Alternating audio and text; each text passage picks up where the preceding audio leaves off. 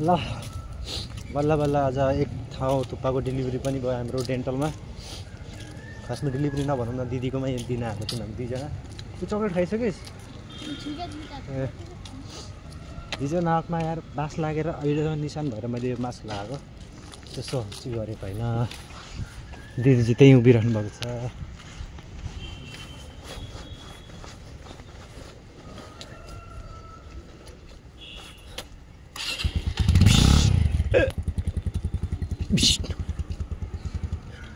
यार मेरो ट्राइपोड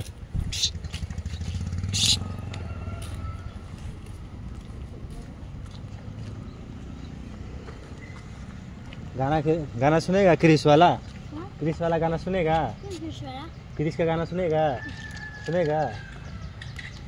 बादल बर्षा बिजुली चुरोट खाइदिउँ भन्नु हुँदैन नि फेरि।